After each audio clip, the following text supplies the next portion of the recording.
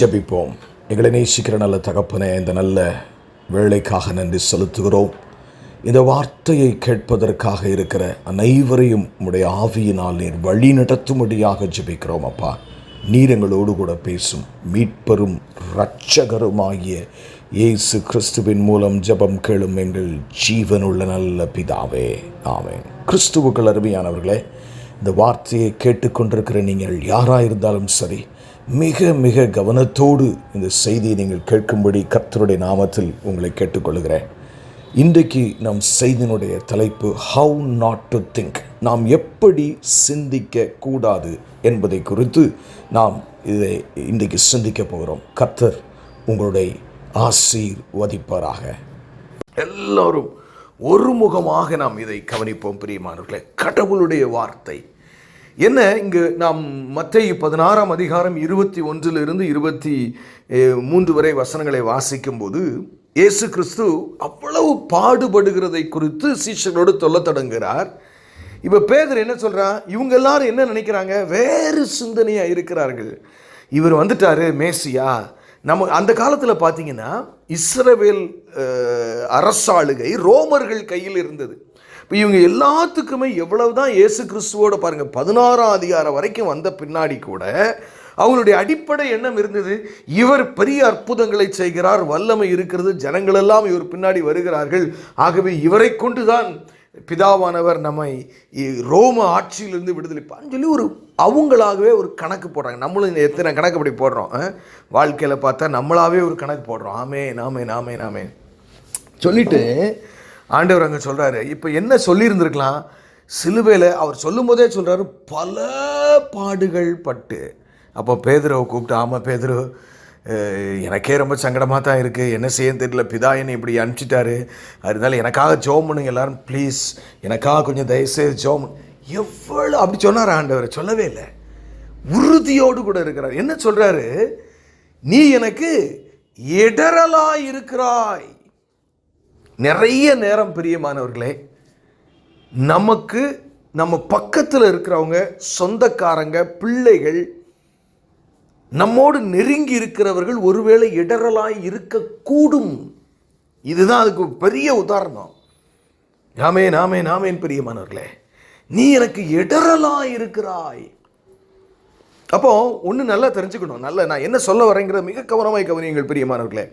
நீங்கள் வாழ்க்கையில் ஒரு டிசிஷன் எடுக்க போகிறீங்க, இல்லை ஒரு காரியத்தை நினச்சிக்கிட்டு இருக்கீங்க, இதை குறித்து யார்கிட்டையோ பேசுகிறீங்கன்னா, இப்போ ஒரு கருத்து அப்படி தான் இயேசு பேசுகிறார். இந்த மாதிரி நான் சிலுவையில் மரிக்க போகிறேன், திருப்பி 3ஆம் நாள் உயிரோடு வந்துடுவேன், நான் பிதாட்ட போவேன், பரிசுத்தாவியன் வரப்போகிறாரு, அப்படி இப்படிலாம் பேசும்போது அவங்க கருத்தை ஒன்று சொல்கிறாங்க, நீங்கள் அப்படிலாம் சாகக்கூடாது, அது எப்படி அப்படின்னு சொல்லி. அப்போது இந்த கான்வர்சேஷன் நம்முடைய குறித்த காரியம் நடந்து போய்கிட்டு இருக்கும்போதே மனிதர்களிடத்திலிருந்து இடரல் வருகிறதையும் வராததையும் இயேசு முதலாவது அறிந்திருந்தார். அல்லேலூயா. இப்போ நீங்கள் உங்களுடைய வாழ்க்கையில் உங்கள் குடும்ப பிரச்சனையை, உங்களுடைய கணவனுடைய பிரச்சனையை, உங்களுடைய பிள்ளையுடைய பிரச்சனையை, இல்லாவிட்டால் ஏதாவது ஒரு காரியத்தை யாரிடத்திலையா நீங்கள் சொல்லி கொண்டிருக்கும் பொழுது, இல்லாவிட்டால் நீங்கள் உங்களுக்குள்ளே சிந்தித்து கொண்டிருக்கும் பொழுது, யாராவது ஒருவர் ஒரு காரியத்தை சொல்லும் பொழுது இது இடரல் படுத்துகிறதா இல்லை நல் ஆலோசனையா? நீங்கள் யோசிச்சு பாருங்களேன். பேதுரு எதுவும் தப்பாலாம் சொல்லலாம். எப்பா உங்களுக்கு இப்படி நடக்கக்கூடாதுப்பா, நீங்கள் போய் சாக போகிறீங்களா, என்ன சொல்லிட்டு இருக்கீங்க, நாங்கள் எங்கள் வாழ்க்கையை அர்ப்பணம் பண்ணி பணையை வச்சு உங்கள் பின்னாடி குடும்பத்தெல்லாம் விட்டுட்டு வந்திருக்கிறோம், நீங்கள் பாட்டுக்கு எங்கேயோ போகிறேன்னு சொல்கிறீங்க, சரியான கருத்து மாதிரி தான் நமக்கு வெளியே இருந்து பார்த்தால் அந்த கால சூழ்நிலைக்கு இப்போ நமக்கு எல்லாமே தெரிஞ்சனால நம்ம அப்படி நினைக்கிறோம். ஆனால் இயேசு பாருங்கள் அந்த இடத்துல, நீ எனக்கு இடரலாம் இருக்கு, இது நீ இடரலாம் இருக்கிறாய்ங்கிறாரு. தயவு செய்து பிரியமானவர்களே, நீங்கள் உங்களுடைய வாழ்க்கை என்னும் அந்த படகை ஓட்டிக்கொண்டு போகும் பொழுது, உங்களுடைய வாழ்க்கையில் சில நேரங்களிலே இப்படிப்பட்ட சூழ்நிலைகள் வரும் பொழுது, இது அவர்கள் நல்லவர்கள் தான், ஆனால் இடரலின் காரியத்தை நாம் அறிந்திருக்க வேண்டும். நம்பர் 1. அடுத்து பாருங்கள், அதுக்கு இதெல்லாம் நம்முடைய சப்ஜெக்ட் இல்லை, அடுத்துதான் நம்முடைய சப்ஜெக்ட். சொல்லிட்டு சொல்கிறாரு ஏசாமி, தேவனுக்கு ஏற்றவைகளை சிந்தியாமல் மனுஷருக்கு ஏற்றவைகளை சிந்திக்கிறாய் என்றார்.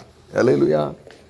இதுதான் இன்றைக்கி நம்ம சிந்திக்க போகிறோம். இன்றைக்கி நம்முடைய தலைப்பு என்று வைத்துக்கொண்டால் மாமிச சிந்தை இல்லை, ஏன்னா மனுஷனுக்கு ஏற்றபடி சிந்தியாமல் தேவனுக்கு ஏற்றபடி சிந்திக்கிற முதல் காரியம் இந்த இடத்துல நம்ம கவனமாக கேளுங்க பிரியமானவர்களே. உங்கள் சிந்தையை குறித்து ஆண்டவர் இன்னைக்கு பேசி கொண்டிருக்கிறார். உங்கள் முடிவை குறித்தல்ல, உங்களுடைய இருதயத்தின் டிசிஷன்ஸை குறித்தல்ல, நீங்கள் உங்கள் பாஸ்ட்டை குறித்தல்ல, ஃப்யூச்சரை குறித்தல்ல, இன்றைக்கு உங்கள் மூளையிலே தோன்றுகிற சிந்தனையை குறித்து முதலாவது இன்றைக்கு வேதம் மத்தேயு 16ஆம் அதிகாரம் 23ஆம் வசனத்திலிருந்து நம்மோடு பேசிக் கொண்டிருக்கிறது. என்ன இது? ஒரு காரியம் நமக்கு முன்னாடி இருக்கு, ஒரு பிரச்சனை நமக்கு முன்னாடி இருக்கு, ஒரு டிசிஷன் மேக்கிங் நம்ம முன்னாடி இருக்கு. அதில் எது வேணாலும் நீங்கள் எடுத்துக்கங்க. இப்போ உங்களுக்கு ஒரு துன்பமான உங்கள் வாழ்க்கையில் ஒரு சுச்சுவேஷன், உங்களுக்கு சரீரத்தில் ஒரு பிரச்சனை இருக்குன்னு வச்சுக்கோங்க, இன்னொருத்தருக்கு ஜாபில் ஒரு பிரச்சனை இருக்குன்னு வச்சுக்கோங்க, இன்னொருத்தருக்கு ஒரு உறவில் ஒரு பிரச்சனை இருக்குது, ஹஸ்பண்ட் அண்ட் ஒய்ஃப் ரிலேஷன்ஷிப், இல்லைனா அக்கா தங்கச்சி உறவு, இல்லை அம்மா இது ஒரு மாமனார் மாமியார், எதுனாலும் எடுத்துக்கங்க. இது மூணையும் முன்னாடி நம்ம வைக்கிறோம். இப்போ நம்ம என்ன செய்ய போகிறோன்னா, இந்த பிரச்சனைக்கு நீங்கள் 2 விதமாக சிந்திக்கலாம். எப்படி சிந்திக்கலாம்? தேவனுக்கு ஏற்றபடியும் சிந்திக்கலாம், மனுஷனுக்கு ஏற்றபடியும் சிந்திக்கலாம். எந்த நீங்கள் பிரச்சனையை எடுத்தாலும் சரி, எந்த சூழ்நிலையும் எடுத்தாலும் சரி, ஆண்டவர் இங்கே என்ன சொல்கிறாரு? நீ தேவனுக்கு ஏற்றபடி இதை சிந்திக்கவில்லை என்று பேதுருவிடத்தில் சொல்லுகிறார். தயவு செய்து பிரியமானவர்களே, உங்கள் முன்னாடி இருக்கிற உங்கள் மூளையில் இருக்கிற சிந்தனையை எப்படி இருக்கணுமா? தேவனுக்கு ஏற்றபடி நீங்கள் சிந்திக்கிற, நீங்கள் சிந்தனையில் தவறுனீங்க, கொஞ்சம் நேரத்தில் அது நெகட்டிவிட்டி உங்களுக்குள்ளே கவலை அதுக்கப்புறம் பார்த்தீங்கன்னா அப்படியே ஒரு டிப்ரெஷன் அப்புறம் ஒரு ஆங்ஸைட்டி அப்படியே உங்களுக்கு மாத்திரை சாப்பிட்ற அளவுக்கு கொண்டு போயிடும். அப்போது இங்கே ஆண்டவர் என்ன சொல்கிறாரு? நீ உன்னுடைய வாழ்க்கையில் அல்லேலூயா தேவ சமூகத்தில் நீ காத்திருக்கும் போது மிக தெளிவான உன் சிந்தனை சிந்தனை குறித்து அன்னைக்கு சொல்கிறாரு. எப்படி சொல்கிறாரு? தேவனுக்கு ஏற்றவைகளை சிந்தியாமல் மனுஷருக்கு ஏற்றவைகளை சிந்திக்கிறாய். அப்போ நம்ம என்றைக்குமே பார்த்தீங்கன்னா, நீங்கள் மனுஷனுக்கு ஏற்றவைகளை சிந்திச்சிங்கன்னா அதனுடைய கான்சிக்வன்சஸ் இருக்கும், தேவனுக்கு ஏற்றவைகளை சிந்திச்சா அதனுடைய கான்சிக்வன்சஸ் இருக்கும். அப்போ ஒரு கிறிஸ்தவன் ஒரு காரியத்தை குறித்து சிந்திக்கும் பொழுது, நான் தேவனுக்கு ஏற்றபடி ஒரு காரியத்தை சிந்திக்கிறேன். நமக்கு உங்களுக்கு ஒரு பிரச்சனை இருக்குது, ஐயோ டாக்டரே சொல்லிட்டாரு, உங்களுக்கு ரிப்போர்ட்டில் உங்களுக்கு சில ப்ராப்ளம்ஸ் பாடியில் இருக்குது, நீங்கள் கொஞ்சம் கேர்ஃபுல்லாக இருக்கணும்னு மொட்டையாக சொல்லிட்டாருன்னு வைங்களேன். இது உங்கள் முன்னாடி இருக்கிற சூழ்நிலை. இப்போ உங்களுடைய சிந்தனை எப்படி இருக்கும்? ஐயையோ நம்ம எவ்வளோ நாள் வாழ போகிறோம், பிள்ளைகள்லாம் சின்னதாக இருக்குது, இப்படி ஒரு சொல்கிறாரு, ஐயையோ அப்படியும் சிந்திக்கலாம். டாக்டர் நீங்கள் என்ன நாள் என் வாழ்க்கை அவர் கையில் இருக்குது, ஒன்றும் நான் கவலைப்பட மாட்டேன், கர்த்தர் பார்த்துக்கொள்வார். அல்லேலூயா. என் தேவன் மரித்தோரை உயிரோடு எழுப்புகிற தேவன். நான் போகிறேன், உபவாசம் பண்ணுறேன், ஜெபம் பண்ணுறேன், என்னுடைய ப்ரேயர் குரூப் இருக்குது, அவங்க ஜெபம் பண்ணுவாங்க, ஆண்டவர் நிச்சய விடுதலை எனக்கு தருவார். அப்படியும் நீங்கள் சிந்திக்க முடியும். ஒவ்வொரு காரியத்திலும் பிரியமானவர்களே, இதுவரை ஒருவேளை நீங்கள் இப்படிப்பட்ட ஒரு செய்தியை கேள்விப்படாமல் கூட இருக்கலாம். என் சிந்தனை எப்படி இருக்கிறது, அது தேவனுக்கு ஏற்றபடி. இன்னைக்கு ஆவியானவர் உங்களுக்கு பச்சையா சொல்ற சிம்பிள், என் மகளே என் மகனே, உன் சிந்தை எப்பவுமே தேவனுக்கு ஏற்றபடி இருக்கணும், மனுஷனுக்கு ஏற்றபடி இருக்கக்கூடாது. அல்லேலூயா. ஆழமான ஒரு சிந்தனை. அப்படியே நம்ம ரோமர் 8ஆம் அதிகாரத்திற்கு நேராய் போவோம். ரோமர் 8ஆம் அதிகாரம் 4ஆம் வசனத்திலிருந்து நான் இன்னும் கொஞ்சம் ஆழமாய் உங்களை கொண்டு போகிறேன். ரோமர் 8ஆம் அதிகாரம் 4ஆம் வசனம். மாமிசத்தின்படி நடவாமல் ஆவியின்படி நடக்கிற நம்மிடத்தில் நியாயப்பிரமாணம் நீதி நிறைவேறும்படிக்கே அப்படி செய்தார். நம்ம முதல்ல யாரு? மாமிசத்தின்படி நடவாமல், அந்த பார்ட்டி நம்ம. அல்லேலூயா. நீங்கள் யாரு? மாமிசத்தின்படி நடக்க மாட்டீங்க. நீங்கள் யார்? ஆவியின்படி நடக்கிறவர்கள். அல்லேலூயா. ஏன்னா பைபிள் அழகாக சொல்லுது இல்லையா, எவர்கள் தேவனுடைய ஆவியினால் வழி நடத்தப்படுகிறார்களோ அவர்கள் தேவனுடைய புத்திரர் எனப்படும். வேற யாரும் கிடையாதுங்க. அப்போ என்ன சொல்லுது? நீ தேவனுக்கு ஏற்றபடி சிந்திக்கிறவனாயிருந்தால் தேவனுடைய புத்திரன். அல்லேலூயா. மாமிசத்துக்கு ஏற்றபடியே சிந்தித்துக் கொண்டிருந்தால் தேவனுடைய பிள்ளை என்ற அதிகாரம் அங்கே கேள்விக்குறியாய் ஆகிறதை பார்க்கிறோம். அடுத்த வசனத்தை பாருங்க, 5ஆம் வசனம், ரோமர் 8:5. அன்றியும் மாமிசத்தின்படி நடக்கிறவர்கள் மாமிசத்துக்குரியவைகளை சிந்திக்கிறார்கள். அப்போ நம்ம சிந்தனை எப்படி இருக்குங்கிறத வச்சு நம்ம யாருங்கிறத சொல்லிடலாம். யார் மாமிசத்தின்படி சிந்திப்பா? அவன் ஒரு பிரச்சனை வருது, ஒருத்தன் செய்வனை வச்சுட்டான்னு சொல்கிறான், இல்லைன்னா ஒரு பிரச்சனை வருது, ஒரு பொறாமை வருது, ஒரு காரியம் வருது, ஒரு பிசாசின் போராட்டம் குடும்பத்தில் வருது. நம்ம அது எப்படி சிந்திக்கிறோம்? முதலாவது டீல் பண்ணுறதெல்லாம், ரெண்டாவது சிந்தனை. அதுலேயே நம்ம கரெக்ட் பண்ணணும் பிரியமானவர்களே. எப்படி இங்கே வேதம் சொல்லுது? அன்றியும் மாமிசத்தின்படி நடக்கிறவர்கள் மாமிசத்துக்குரியவைகளை சிந்திக்கிறார்கள், ஆவியின்படி நடக்கிறவர்கள் ஆவிக்குரியவைகளை சிந்திக்கிறார்கள். உங்கள் சிந்தனையிலேயே வித்தியாசம் இருக்கணும் என்று இன்றைக்கு ஆவியானவர் நமக்கு கற்றுக் கொடுக்கிறார். ஒவ்வொரு காரியத்திலும் சரி, பிள்ளைகளுடைய எதிர்காலமாக இருக்கலாம், உங்கள் பிரச்சனைகளாக இருக்கலாம், உங்களுக்கு வருகிற எந்த சூழ்நிலையாகவும் இருக்கலாம், நம்முடைய சிந்தனை எப்படி இருக்கணுமா? அதை நீங்கள் செக் பண்ணிக்கிட்டே இருக்கணும். நான் ஆவிக்குரிய மனுஷன், நான் மாமிசத்தின்படி சிந்திக்கிறேன், நான் பயப்படுகிறேன். நீங்கள் பயந்தீங்கன்னு வைங்களேன். இப்போ ஃபார் எக்ஸாம்பிள் டாக்டர் அப்படி சொல்லிட்டாரு உங்கள்கிட்ட, உங்களுக்கு கொஞ்சம் ப்ராப்ளம்ஸ் இருக்குன்னு சொன்னோன்னு ஐயோன்னு கவலைப்படுற ஆண்டவர் என்ன சொல்கிறாரு? ஆவிக்குரிய நீ கவலைப்படாதீர்கள் என்று நான் உங்களுக்கு சொல்லுகிறேன். நம்ம ஏற்கனவே பார்த்தோம். சொல்கிறாரு சொல்லலையா? ஆவிக்குரிய பிரகாரம் என்ன? உன் பாரத்தை எல்லாம் அவர் மேல் வைத்து. இது ஆவியின் சிந்தனை. அல்லேலூயா. ஆம் பிரியமானவர்களே, நம்முடைய வாழ்க்கையிலே நாம் சிந்தனையிலே சரியாக ஆக வேண்டும் என்று ஆண்டவர் விரும்புகிறார். 6ஆம் வசனத்தை பாருங்க, மாமிச சிந்தை மரணம். அல்லேலூயா. ஆமென் ஆமென். அன்றைக்கு பார்த்தோம், லௌகீக கவலை மரணத்தை நம்முடைய சரீரத்தில் உண்டாக்குன்னு பார்த்தோம். இன்றைக்கி என்ன பார்க்குறோம்? மாமிச சிந்தை மரணத்தை உண்டாக்கும். நீங்கள் எப்போல்லாம் மாமிசத்தின்படி ஒரு டிசிஷன் எடுக்கிறீங்களோ, ஆமென். இப்போ ஃபார் எக்ஸாம்பிள் எடுத்துக்கோங்களேன், இயேசு கிறிஸ்துவே பேதுரு தன்னுடைய வாழ்க்கையில் தனக்கு இடரலாக இருக்கிறான், தேவனுடைய சிந்தையின்படி அவன் இல்லைங்கிறத உணராமல் இருந்திருந்தாருன்னு வைங்க. பேதுரு, நீ அப்படியாமா கண்ணு நீ நினைக்கிற? அதுவும் சரிதான், நான் உங்கள்கிட்ட தான் நான் வந்திருக்கேன், இப்போ ஏன் நான் அவசரப்பட்டு உடனே ஓடணும்னு நினைக்கிறேன்? நான் எதுக்கு அப்படி போய், நானே ஒரு தெய்வம், நீ சொல்கிறதெல்லாம் சரியாக தான் இருக்குது, எதுவும் பிதா சொல்லிட்டாருன்னு வந்துட்டனோ, சரி ரைட்டு பரவாயில்லடா இருக்கட்டும், அப்போ நம்ம நீங்கள் சொல்கிற மாதிரி நாம் அப்படியே எங்கேயா ஒரு காட்டு வழியை தப்பிச்சு ஓடிடுவோம் அப்படியே சொன்னார்? இல்லை பிரியமானவர்களே. ஏன்னா ஏசாமிக்கு நல்லாவே தெரியும், மாமிச சிந்தை மரணத்தை உங்கள் சரீரத்தில் உருவாக்க ஆரம்பிக்கும். எப்போ உலகத்தான் தான் மாமிச சிந்தையோடு இருப்பான். நம்ம என்னைக்குமே ஆவியின் சிந்தையோடு இருக்க வேண்டும். கவனம் கவனம் பிரியமானவர்களே. 6ஆம் வசனம், மாமிச சிந்தை மரணம், ஆவியின் சிந்தையோ ஜீவனும் சமாதானமுமாம். இப்போ உங்கள் வாழ்க்கையில் யாருக்கெல்லாம் சமாதானம் இல்லை, யாருக்கெல்லாம் சந்தோஷம் இல்லை? உண்மையை சொல்லணும், நிறைய நேரங்கள் நான் விசுவாசியானால் எப்பொழுதும் மகிழ்ந்து அப்படியே களி கூர்ந்து கொண்டிருக்கிறேன்னு சொல்ல முடியல. ஏன் முடியல தெரியுமா? இந்த வசனம் நமக்கு கற்றுக் கொடுக்கிறது பிரியமானவர்களே. நீ மாமிசத்தின்படி சிந்தித்துக் கொண்டிருக்கிறாய், நெகட்டிவ்ஸை தான் பார்க்கிற, தேவ சித்தத்தை நீ பார்க்கல, மனுஷ சித்தத்தை பார்க்கிற, சூழ்நிலையை பார்க்கிற, பயப்படுற. எனக்கு அருமையான தேவஜனமே, தெளிவாக அங்க வசனம் சொல்லுது, நீ ஆவியின்படி சிந்தித்தால் உனக்கு ஜீவனும் சமாதானமும் வரும். இப்போ நல்லா புரிஞ்சுக்கிட்டீங்களா?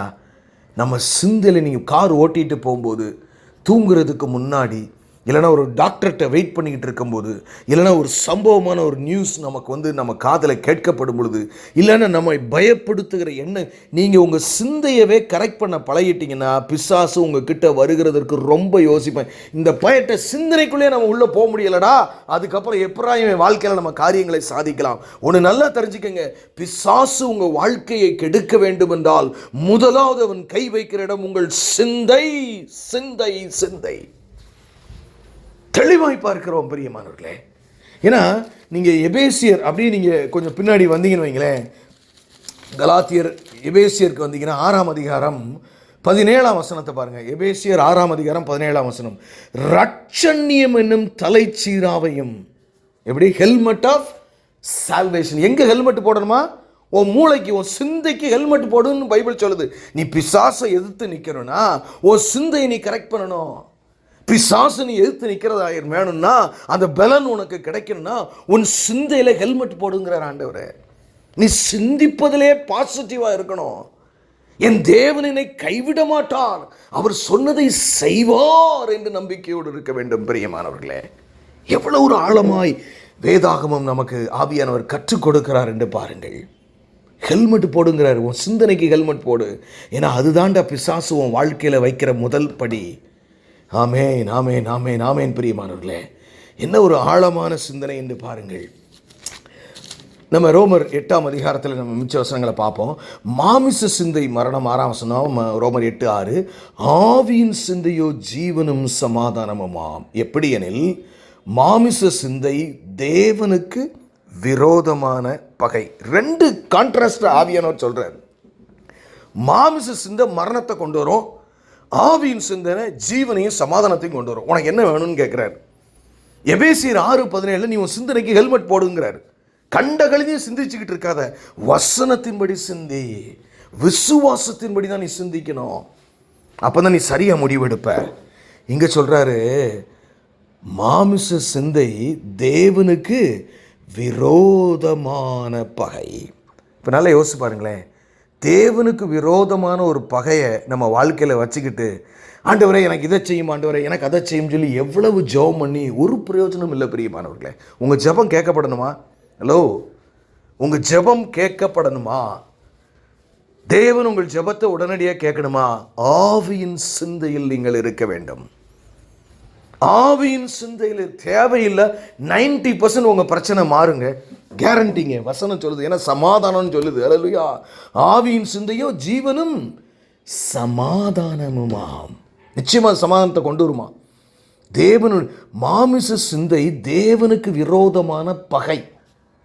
ஏன்னா எப்படி அவிசுவாசத்தை தேவன் வெறுக்கிற மாதிரி இன்னொரு காரியத்தில் நீங்கள் கவனமாக இருக்கணும். ஏன்னா விசுவாசம் இல்லாமல் தேவனுக்கு பிரியமாக இருப்பது கூடாத காரியம். அப்போ அவிசுவாசிச்சாலே தேவன் விரும்ப மாட்டார்ன்னு இருக்கு. இங்கே என்ன சொல்லுது? மாமிச சிந்தை தேவனுக்கு விரோதமான பகை. ஆமாம், நம்ம சீக்கிரம் பார்த்து முடிப்போம். பாருங்க, தேவனுக்கு விரோதமான பகை அது தேவனுடைய நியாயப்பிரமாணத்துக்கு கீழ்ப்படியாமலும் கீழ்ப்படியக்கூடாமலும் இருக்கிறது. மாமிசத்துக்குட்பட்டவர்கள் தேவனுக்கு பிரியமாக இருக்க மாட்டார்கள். அதாவது என்ன சொல்லுதுன்னா, நீ மாமிசத்தின்படியே சிந்திச்சுக்கிட்டு இருந்தேன்னா, வேத வசனங்களின்படி நீ சிந்திக்கலைன்னா நீ என்ன செய்கிற? ஆமேன், தேவனுக்கு பிரியமாக இருக்க மாட்டாய். போச்சு, எல்லாமே உளுந்து போச்சு. அப்போ ஒரு நல்ல ஞானமுள்ள விசுவாசி தன் சிந்தனையை காப்பான். அல்லேலூயா. ஆமேன், ஆமேன். சொல்ல தேவனுடைய ஆவி உங்களில் வாசமாயிருந்தால் நீங்கள் மாமிசத்துக்குட்பட்டவர்களாயிராமல் ஆவிக்குட்பட்டவர்களாயிருப்பீர்கள். கிறிஸ்துவின் ஆவி இல்லாதவன் அவருடையவன் அல்ல. தெளிவாக சொல்றார். அவருடைய ஆவி செயல்பாட்டுக்கு, அதாவது இதில் என்ன பிரச்சனை தெரியுமா? இந்த வசனத்தை வாசிக்கும் போது ஆவியானவர் இருந்தாலும் ஆவியானவர் எப்படிப்பட்ட தன்மையுடையவர்னு தெரிஞ்சுக்கங்க. He is requiring your permission at every step. அசுத்த ஆவி தான் நம்ம விருப்பத்துக்கு மாறாக நம்முடைய சரீரத்தில் உட்கார்ந்து செயல்படும். பரிசுத்த ஆவியானவர் எப்படி செயல்படுவார்? ஒவ்வொரு காரியத்திலும் என் மகனுடைய அப்ரூவல் வேணும்னு உட்கார்ந்துருப்பார். அவன் ஃப்ரீ வில், இன்னும் சுயாதீனத்தில் எனக்கு அவன் இன்னும் அனுமதி கொடுக்கவில்லையே என்று உட்கார்ந்திருப்பார். எனக்கு அருமையான தேவ ஜனமே, நம் சிந்தையிலே ஜாக்கிரதையாக இருக்க வேண்டும். இன்னும் ஒரு 2 வசனத்தை பார்த்துட்டு நம்ம முடிச்சிருவோம். கொலோசேயரின் புஸ்தகம் 3ஆம் அதிகாரத்தில் ஒரு காரியத்தை நான் உங்களுக்கு காட்டி கொடுக்க விரும்புகிறேன். கொலோசேயர் 3ஆம் அதிகாரம் 2ஆம் வசனம் பாருங்க. அது எப்படி இருக்கான்? பூமியில் உள்ளவைகளை அல்ல, மேலானவைகளையே நாடுங்கள். நம்ம எதை நாடுறோம்? ஐ மீன், நீங்கள் தப்பாக விரும்புனீங்கன்னா, தப்பாக நாடுறீங்கன்னாலே இந்த மேப்படியாம் பிசாசு பார்த்தீங்கன்னா உங்கள் சிந்தனையில் உள்ள வர ஆரம்பிப்பான். அப்போ நீங்கள் எப்படி இருக்கணும்? பூமி உள்ளவைகளை அல்ல, மேலே. அப்பா என்ன நினைப்பார் இந்த மேட்டரில்? அப்பா இதை எப்படி டிசிஷன் எடுக்க விரும்புவார்? அப்பா என்ன செய்ய சொல்கிறாரு? அப்பா எப்படி பேச சொல்கிறாரு? அப்பா எங்கே போக சொல்கிறாரு? This is the key. பிரியமானவர்களே, கீ. ஆமேன், ஆமேன், ஆமேன். ஏன்னா நீங்கள் பிலிப்பியரில் பார்த்தீங்கன்னா 3ஆம் அதிகாரம் என்று நான் நினைக்கிறேன். பிலிப்பியர் 3ஆம் அதிகாரம் 19ஆம் வசனத்தை நான் உங்களுக்கு வாசிக்கிறேன். பிலிப்பியர் 3:19. அவர்களுடைய முடிவு அழிவு, அவர்களுடைய தேவன் வயிறு, அவர்களுடைய மகிமை, அவர்களுடைய லட்சையே, அவர்கள் பூமி கெடுத்தவைகளை சிந்திக்கிறார்கள். நல்லா தெரிஞ்சுக்கங்க. நான் ஒரு பெரிய போதகரோடு 2 வாரத்துக்கு முன்பதாக நான் பேசிக்கொண்டிருந்தேன் ஆஸ்திரேலியாவிலே. அப்போ அவர் ஒரு காரியத்தை என்னை சொன்னது மிகவும் எனக்கு வேதனையாக இருந்தது. ஒன்று என்ன சொன்னார், இன்றைக்கு உலகத்தை காண வேண்டுமானால் சபைக்குள்ளே காணலாம்னாரு. எங்கேயும் போக வேண்டாயா, உலகம் எங்கே இருக்கிறது எப்படி இருக்கிறது என்பது சபைக்குள் வந்து பார்க்கலாம்னாரு. வேதனை பிரியமானவர்களே. ஆனால் வேதாகம் இங்கே என்ன சொல்லுது பாருங்க, எப்படிப்பட்ட அவர்களுடைய முடிவு அழிவு, அவர்களுடைய தேவன் வயிறு, அவர்களுடைய மகிமை, அவர்களுடைய லட்சிய, அவர்கள் பூமிக்கு அடுத்தவைகளை சிந்திக்கிறார்கள். எப்படிப்பட்ட கேட்டகரி தான் பூமிக்கு அடுத்தவைகளை சிந்திப்பானா? அப்போ நம்ம எப்படி இருக்கிறோம் என்று நம்மை சீர்தூக்கி பார்க்க வேண்டும். 2 காரியம். ஆமேன், ஆமேன், ஆமேன். எனக்கு அருமையான தேவஜனமே, நம்முடைய ராஜாதி ராஜா உங்களை அழைக்கிறார். அல்லேலூயா. என் பிள்ளைகளே, எனக்கு அருமையான மகனே, எனக்கு அருமையான மகளே, நீ இன்றிலிருந்து உன் சிந்தையை குறித்து ஜாக்கிரதையோடு கூட இருப்பாயா என்று அழைக்கிறார். அல்லேலூயா. இன்றிலிருந்து நீ உன் சிந்தையை குறித்து ஜாக்கிரதையாக. 2 சகரியாவின் புஸ்தகம் 6ஆம் அதிகாரத்தில் 2 வசனத்தை மட்டும் நான் அண்டர்லைன் பண்ணி, ஆண்டவர் ஒரு பெரிய வாக்குத்தத்தம் கொடுக்குற. சகரியா 6ஆம் அதிகாரம் 15ஆம் வசனம். தூரத்தில் உள்ளவர்கள் வந்து கர்த்தருடைய ஆலயத்தை கூட இருந்து கட்டுவார்கள், அப்பொழுது சேனைகளின் கர்த்தர் என்னை உங்களிடத்திற்கு அனுப்பினார் என்று அறிந்து கொள்வீர்கள். நல்ல கவனிங்க, இனிமே தான் நம்ம பாயிண்டே வருது. நீங்கள் உங்கள் தேவனுடைய கர்த்தரின் சத்தியத்தை கேட்டு நடந்தீர்களானால், நீங்கள் உங்கள் தேவனாகிய கர்த்தரின் சத்தியத்தை கேட்டு நடந்தீர்களானால், சத்தத்தை கேட்டு நடந்தீர்களானால் இது நிறைவேறும் என்று சொல் என்றார். திருப்பி வாசிக்கிறேன். ஒரு வாக்குத்தத்தத்தை கொடுத்துட்டு அது எப்போ நிறைவேறுமா? நல்ல கவனிங்க பிரியமானவர்களே. நீங்கள் தேவனுக்கு ஏற்றபடி சிந்தித்தா தான் அந்த வாக்குத்தத்தம் உங்கள் வாழ்க்கையில் நிறைவேறும். இங்கே என்ன சொல்கிறாரு? நீங்கள் உங்கள் தேவனாகிய கர்த்தரின் சத்தத்தை கேட்டு நடந்தீர்களானால் இது நிறைவேறும் என்று சொல் என்றார். ஒரு வாக்குத்தத்தத்தை கொடுத்துட்டு இது நிறைவேறணும்னா என் சத்தத்தின்படி, ஆமேன், என் சித்தத்தின்படி, ஆமேன், ஆமேன், ஆமேன், ஆமேன். பிரியமானவர்களே, என் சத்தத்தை கேட்டு நீ டிசிஷன் எடுத்தேனா, என் சத்தத்தை கேட்டு நீ வாழ்ந்தேனா அது உனக்கு நடக்குங்கிறாரு. இதில் நான் எதை கொண்டு வருகிறேன் என்றால், என்ன இங்கே சொல்லப்படுகிறது என்றால், என் ஆவியின் சிந்தையோடு நீ காரியங்களை செய்வாயானால் உன் வாழ்க்கையிலே நான் செய்ய நினைத்திருக்கிற அத்தனை ஆசீர்வாதங்களும் உனக்கு நிறைய ஆசீர்வாதத்தை தேவன் உங்களுக்கு கொடுக்கணும்னு நினைக்கிறாரு. நிறைய நேரங்களிலே நாம் தேவ சிந்தை இல்லாமல் போகிறபடினாலே, மாமிச சிந்தை நம்மை ஆட்கொள்ளுகிறதுனாலே நிறைய ஆவிக்குரிய நன்மைகளையும் உலகப்படியான நன்மைகள் நம்முடைய குடும்பங்களில் நம்முடைய வாழ்க்கையில் நம்ம இழந்து போகிறோம். நிறைய இருக்கும் போல. என்ன இந்த வசனம் அவ்வளோ அழகாக சொல்லுது, நீ கர்த்தரின் சத்தத்தை கேட்டு நடந்தீர்களானால் அது நிறைவேறும், இல்லைன்னா நிறைவேறாதான். அடுத்து பாருங்க, அதே சகரி அடுத்த அதிகாரம் 7ஆம் அதிகாரம் கடைசி வசனம் 14ஆம் வசனம், அதனுடைய கடைசி வசதி பாருங்க. அதனுடைய சகரியா 7:14 கடைசி. அவர்கள் இன்பமான தேசத்தை பாழாய் போக பண்ணினார்கள் என்றார். கர்த்தர் சொல்றார். எப்படியா? இன்பமான தேசத்தை பாழாய் போக பண்ணினார்கள். அது நம்ம கையில் தாங்க இருக்கு. அல்லேலூயா. என்ன சொல்றாரு? நீ உன் சிந்தனை சரியில்லை, நீ என் ஜனமே, இஸ்ரவேல் ஜனமே, என் சிந்தை உனக்குள் இல்லாதபடியினாலே நீ தவறாக முடிவெடுத்து, தவறாக சிந்தித்து, தவறாக வருத்தப்பட்டு, தவறாக கவலைப்பட்டு, எங்க நீ சந்தோஷம் இருக்குமோ அங்கே நீ கவலைப்படுற, எங்க கவலைப்படணுமோ அங்க சந்தோஷப்படுற, எங்க போகணுமோ அங்க போக மாட்ற, எங்க போகக்கூடாதோ அங்க போற. This is what the Lord is saying. நல்ல ஒரு தேசத்தை கொடுத்தேன், நல்ல ஒரு வாழ்க்கையை கொடுத்தேன், நீ என் ஜனமாகிய இஸ்ரவேலே, நீ அவர்கள் இன்பமான தேசத்தை பாழாய் போக பண்ணினார்கள். எவ்வளவு வருத்தப்பட்ட ஆவியானவர் சொல்றாருன்னு பாருங்க. இது நடக்க வாய்ப்பு இருக்குங்க. இன்றைக்கு சிம்பிள், நான் சொன்ன எல்லாத்தையும் நீங்கள் மறந்துட்டாலும் பரவாயில்ல, உங்கள் சிந்தை ஆவியின்படி இறக்க கடவுது. கண்களை மூடி நாம் ஜெபிப்போம். எங்களை நேசிக்கிற நல்ல தகப்பனே, நீ தந்த நல்ல வார்த்தைக்காக நன்றி செலுத்துகிறார் ராஜா. ஆண்டவரே, இந்த கடைசி காலங்களிலே எங்கள் சிந்தையை குறித்து, நாங்கள் எங்களை இடறலுக்குள் ஆக்குகிறவர்களை குறித்து, விசேஷமாக எங்கள் சிந்தையை குறித்து நாங்கள் ஜாக்கிரதையாக இருக்க நீர் எங்களுக்கு கிருபை தாருங்கப்பா. ஆச்சரியமாக இருக்கிறது ஆண்டவரே. ஆண்டவரே, நாங்கள் அநேக சமயங்களிலே உலகத்தான் போலேயே நாம் உங்கள் சிந்தித்து விடுகிறோம். அப்படி இல்லாதிருக்க எங்களுக்கு உதவி செய்யுங்க. மீட்பரும் இரட்சகருமாகிய இயேசு கிறிஸ்துவின் மூலம் ஜெபம் கேளும் எங்கள் ஜீவனுள்ள நல்ல பிதாவே, ஆமென்.